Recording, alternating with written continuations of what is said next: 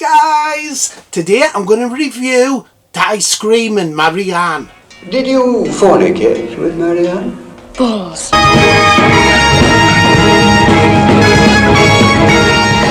Die Screaming Marianne came out in 1971 and is a British thriller.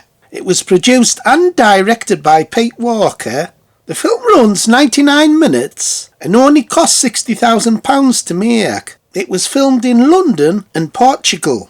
The film stars Susan George, Barry Evans, Chris Sandford, Judy Huxtable and Genn. So I thought I'd review Die Screaming Marianne because the Pete Walker box set came out, just come out, and that's the first one made in 1971.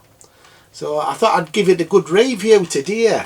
So it's a strange film, unlike the other 6 films in the Pete Walker box set, which are standard horror films.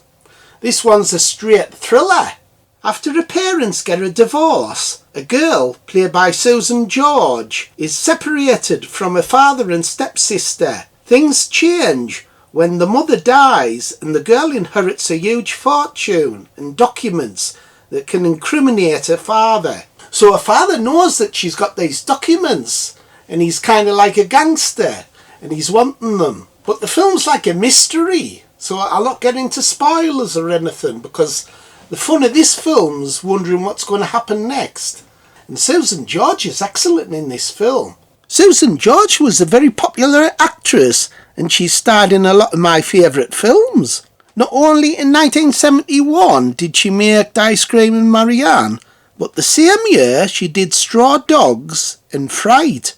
She's also done a lot of TV work. She was in the horror series Tales of Unease, in the episode Ride Ride, which I've reviewed on the channel, The Persuaders, The Gold Napoleon. She was in 2 episodes of Tales of the Unexpected, Lamb to the Slaughter, and my favourite episode, Royal Jelly. So Pete Walker made these low-budget films, and he's kind of underappreciated. People think he's just a low-budget horror director, but he's actually quite talented. And although this film's a low budget, with it having location work in Portugal, the film actually looks more expensive than what it is, because he said these beautiful locations, as well as scenes filmed in London. So the film has a strange title sequence. You see Susan George dancing to a red background. Looks quite weird. Core, Phil, that Susan George is hot. I'd make the bugger scream. Yeah, I bet you would, you dirty bugger. And in the film, she's this guy who she knows. He's like desperate to marry her for some reason. And as she's about to get married, she gets suspicious, wondering why is he so desperate to marry us, he hardly knows us. And she ends up signing best man's name on the marriage certificate to sabotage it. And it's quite a funny scene because the best man's played by Barry Evans. And him and Susan George actually have a good chemistry between them. You want them to have a proper relationship together. My father was a judge. I should have worn my black cap. Hey Phil, that's that bugger out of that comedy show. Mind Your Language. Yes, Bones, he played the teacher in Mind Your Language. Right, now we will start by learning a few basic English verbs. She is French. He is barbarian. They would never do that bugger these days. A bloody teacher telling a load of bloody foreigners how to talk English. And it's quite funny when he finds out that his name's on the marriage certificate, so he's officially married to Marianne. Anthony Sharp pops up. He's the guy who marries them. And he was in another Pete Walker film, House of Mortal Sin. And this is a good example how Pete Walker uses the same actors. He likes to work with the same actors. So, for instance, Sheila Keith, she's been in 4 of his films. Like a lot of directors, if they like to work with a certain actor, they're willing to employ them again in another film. There's also a very eerie recurrent song in this film. Almost sounds like a lullaby, a song about Marianne. So now and again you hear this song in the background, certain scenes. It's quite eerie and well done. Love and I will never meet. was not for you, Marianne.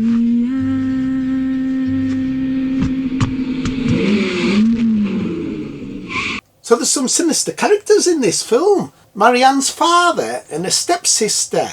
They're actually having a sexual relationship, or it's hinted very strongly in the film that they are. About taking you to bed. It's not such an unusual thought. It's been a long, fierce summer. Strange. Seeing thoughts in detail. The dirty bastard.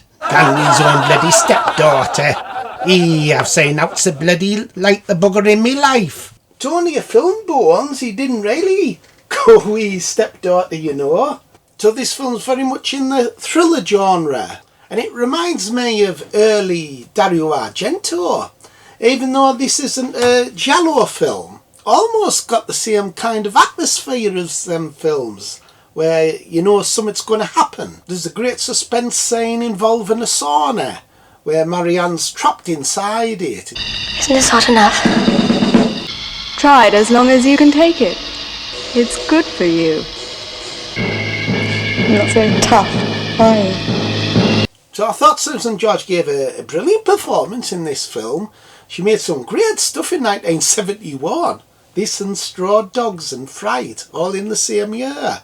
However, the film's not without its faults. It does have some pacing issues. I wish it was a little bit more faster moving at times. However, the ending's a little bit flat as well. I wish they'd have thought up something a little bit more epic. It kind of like ends on a flat note. But overall, I thought it was a great little thriller. And I wasn't really expecting much from it. But I was pleasantly surprised by it. With great location filming, Susan George's standout performance, and an intriguing storyline. Out of 10, I'd probably give this one a good solid 8. 8 out of 10. But did you think, Bones, did you like it? It was alright, feel a bit slow though, although the bloody birds were hot in it. So the next Pete Walker film I'll be reviewing is The Flesh and Blood Show. Yeah! That's from 1972. So look out for that review sometime. Anyway, I hope you enjoyed the review. Like, subscribe and share, everybody. Bye! Bye!